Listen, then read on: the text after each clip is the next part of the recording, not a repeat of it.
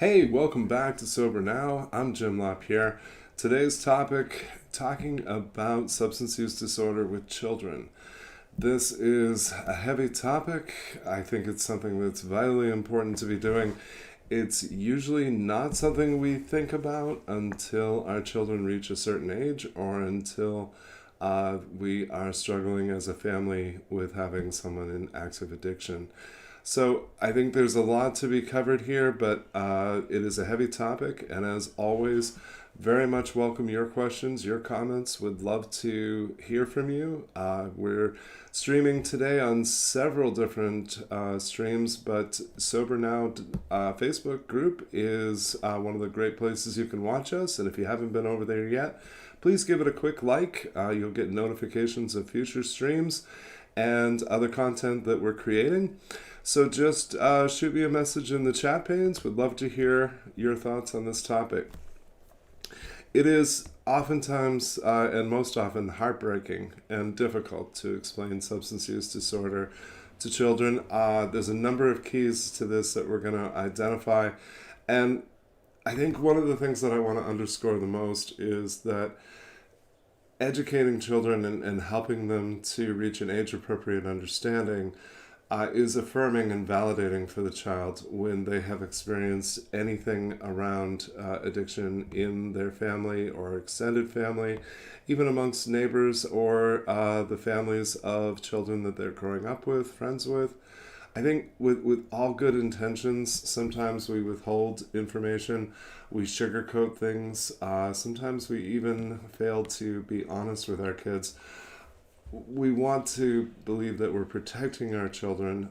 Sometimes we're simply focusing on the very few things that we can control when we have a loved one in active addiction.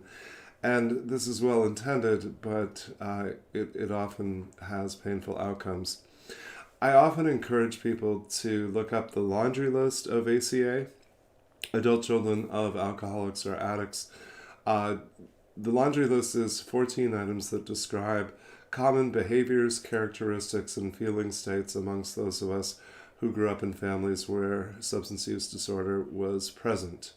In the literature of ACA, sometimes instead of being referred to as affected others, which is a clinical term, we're referred to as para-alcoholics or para-addicts, meaning that, I'll quote it verbatim, alcoholism is a family disease, and we become para-alcoholics and took on characteristics of that disease, even though we did not pick up the drink. So growing up with addiction being present in the family unit, most often we take on roles or behaviors or develop characteristics that are designed to compensate for what's unhealthy in the family system, and the effects of these are most often lifelong. So whether you're in recovery of any type, regardless of what your experience is with your use of substances, I always encourage folks to read about the literature from Al-Anon, Nar-Anon, and specifically from adult children of alcoholics, because so many of us embody these characteristics and don't realize it. The example that I most often use is self-doubt. We teach children to doubt themselves when the child says, well, dad's passed out. And we say, no, he's just tired. He's taking a nap. And something as well intended as that and as subtle as that teaches the child that what they perceive as reality is in fact not real. So a few caveats before we go any further. Don't wait for the perfect time to have this conversation. There won't be one. Don't wait in the hopes that things will get better, because they may never. Don't agonize over the perfect words. That doesn't exist. It's not a thing. There are a few things that I really want to encourage you to do before talking with children about substance use disorder. Getting educated yourself, gaining some clarity, getting on the same page with yourself around what it is that you believe and what your experience has been. Sometimes we try to get on the same page with others when we're conflicted within ourselves, and of course that's problematic.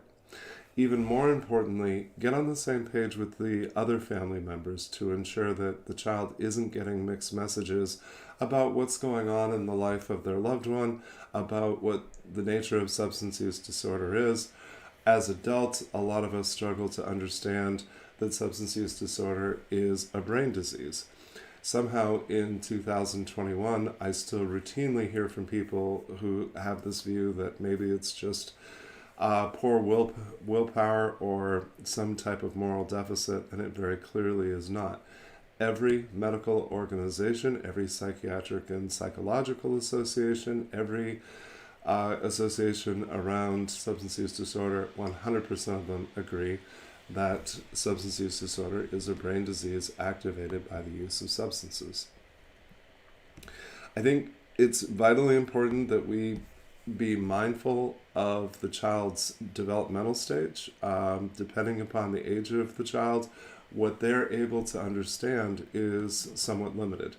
And the most important aspect of that is that a child under 13 really has no capacity to understand abstract concepts. They are concrete learners. So what we present to them is simply accepted as fact. It can be really tricky to feel like what's okay to say to the child and what isn't. How do we help things make sense to them? I actually have run into this countless times myself. I happen to be an amputee. And so everywhere I go, children are naturally curious. And if they see my prosthetic, they stare, they wonder what happened. And sometimes they'll ask me, like, what happened to you? And it's really tough, especially with young children. I can't say to them, I got a boo-boo or I got sick, because they get sick. And I need to be able to explain this in a way that doesn't scare them. And so what I usually end up doing is explaining how important it is to be healthy, to do healthy things, and to take care of our bodies, because that's the most positive message that I can give to a young child.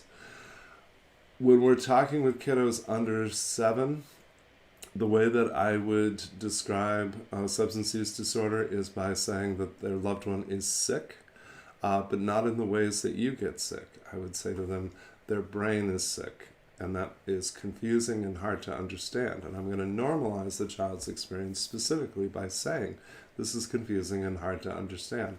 But the best way I can explain to you is that your mom, your dad, whoever it is, has a sickness that affects their brain. If I'm talking to a child between the ages of 8 and 12, I'm going to explain substance use disorder as a brain disease. I'm going to explain that it runs in families, that people are genetically predisposed to it. And of course, I'm going to explain that in kid-friendly terms to make sure they understand. When I'm talking with a child who's older than 12, I'm going to expand the conversation to include discussion of their future choices and the fact that they are at greater risk by virtue of having someone that they're related to who's in active substance use disorder.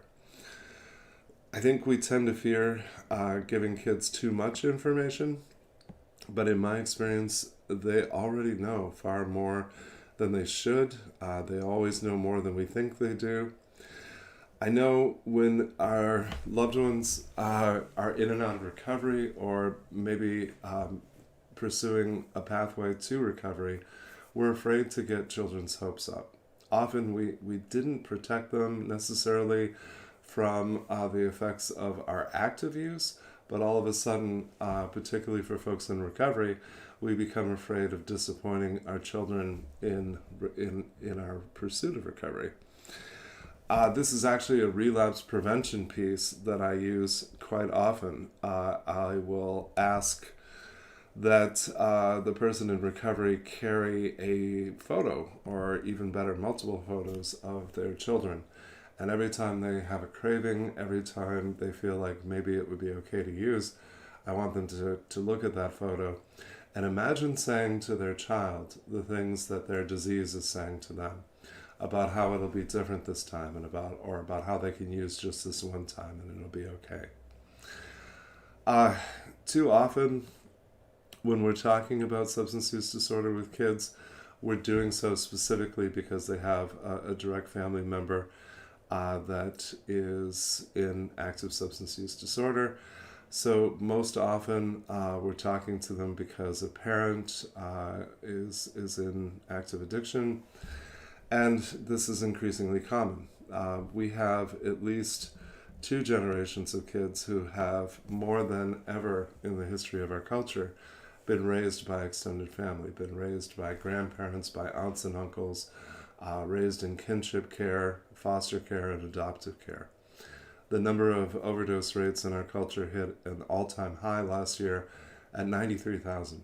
And every measure is that that number will increase and go up further this year. So if you are raising a child alone because of active addiction, if you are raising somebody else's child, my profound respect and appreciation for you. I'm going to pause just for a moment and check the streams. Please, would love to hear from you today. How's things going? How's things in your recovery?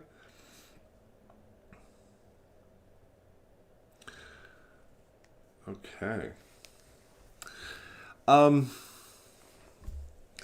have a dear friend that I host a monthly support group with. It's for, again, clinically the term is affected others. I've always hated that term. It's a clinical term. It's one that a therapist would use, referring to people like me who have loved ones in active addiction. And the hardest message that I give to these folks is how vital it is to care for themselves as they're waiting and hoping that their loved one will find a pathway to recovery.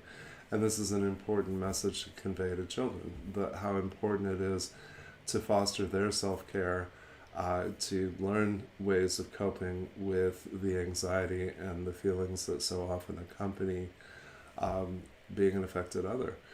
Helping kids understand that this is certainly not their fault, nor is it their responsibility to fix, and that the very best that they can do is to identify what they're feeling, express that to loved ones, learn coping strategies for that, and continue to invest in their own well-being while we wait and hope that our loved ones get better.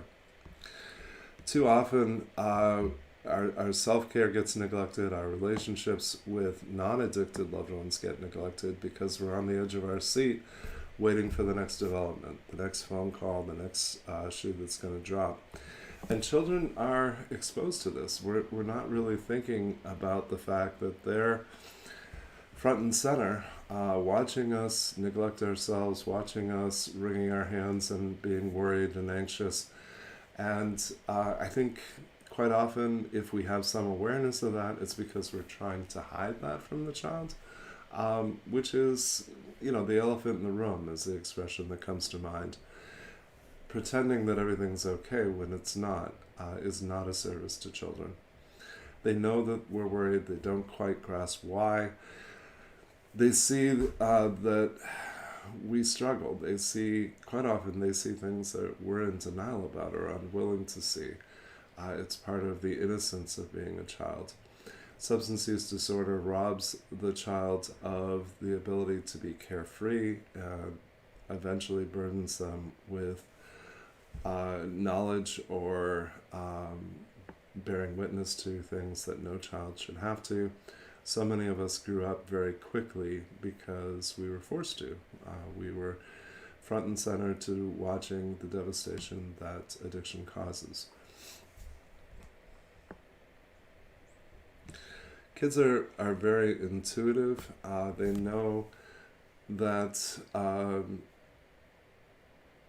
we're concealing information. They know that we're not well. They know that we've moved away from things that are fun, and we've moved away from hobbies. And unfortunately, everything that we're doing is modeling for the child. This is how you cope. This is how you should deal with things. And there's so many lessons that come with this, but I think we miss most of them. And perhaps the biggest one is the degree to which we're wrestling with powerlessness and realizing that the only person we're really fighting with is ourselves.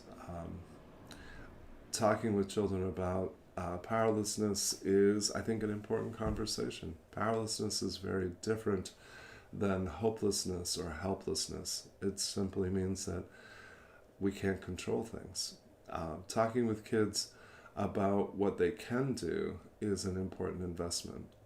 Talking with kids about educating themselves, talking with them about supporting other family members and how to identify what it is they need, how to ask for it. These are vitally important things because, again, if our kids are going to follow our example, then we need to be doing the very things that we want them to do. So we can model, here's what it looks like when you ask for help. Here's what it looks like when you go to support meetings. I am a huge advocate of bringing kids to Al-Anon meetings, to Nar-Anon meetings, and if you have them in your area, exploring Alateen, exploring support groups that are specifically designed for children is very important. There's some excellent folks local to me that make a point of engaging children who have parents that are in active substance use disorder, or maybe parents who are currently incarcerated, helping them to connect with other children who have similar experiences, helping them to feel understood, helping a child to understand that other people have similar experiences and can relate to them, helps the child to feel far less alone. And I think that too is not only vitally important in terms of the child's overall well-being, it's vitally important in terms of breaking intergenerational patterns, helping the child to be less at risk for developing a substance use disorder themselves. It's more than just the statistics of the research here. I think what we can glean anecdotally is enough to show that when we seek to break patterns, whether they're patterns of trauma, abuse, neglect, addiction, anything that tends to run in families, obviously we see healthier children, we see better outcomes, we see a far greater quality of life, and we can see the opportunity to build on themes of resilience, themes of prevention and education, which are still incredibly very much lacking in our culture. It saddens me that for all the years now that we've declared an opioid epidemic, we're still not really giving kids meaningful information about substance use disorder, about what puts a person at greater risk for developing one. We still tend to just teach kids abstinence-based programs and to just say no. While that message has some inherent value, it falls short of being a true preventative measure. Children are naturally curious about substances, and at some point, many of us got our start very young. Others of us in our teenage years started to experiment out of curiosity, started to experiment because we were trying to fill an emptiness. And helping a child understand that abstract concept of feeling like something is missing, or sometimes the reality that something is missing. Too often, sadly, folks who are in active addiction just cannot be available to their children. And so helping the child to understand a little bit about why that's happening, and most of all to help them understand that it is not happening because of anything that is specific to them. All of these things are an important service and, again, are potentially breaking patterns. So, going to be winding down in just a couple of minutes, but I invite you to connect with me. If I can be a resource to you and support your recovery, I'd very much like to. Jim@sobernow.com is the easiest way to connect with me. Would love to hear your questions, or maybe a little bit about some obstacles that you're facing as you pursue recovery. If you are like me and have a loved one in active addiction, also very happy to have that conversation. And please email me with topics that you'd like to see covered in future streams. Would love to hear what it is that would be most helpful to you.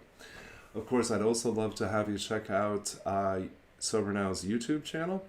Almost 170 videos there now on different aspects of addiction recovery, trauma recovery, mental health issues, and completely free. Just jump on YouTube, type in Sober Now, and it'll come right up. You can subscribe to the channel and you'll get notified about all the future streams that we're providing. And of course, I would love for you to check out our site, sobernow.com. Fairly recently, we converted to a subscription service, so we're more affordable than we've ever been. For under $15 a month, you can access a 28-day home study program, go at your own pace, completely anonymously, complete confidentiality, and explore whether it's your pathway to substance use disorder or finding strategies to give yourself greater health and stability in recovery. That's a solid option that's eminently affordable. Alternatively, we have a second program for affected others, for folks like me who have a loved one in active substance use disorder or maybe early recovery. Let's explore some of the ways in which you can best promote your health and well-being and support your other family members as you're going through what is undeniably one of the hardest things that a family can experience. So check out the site and connect with me, and I will look forward to joining you next week.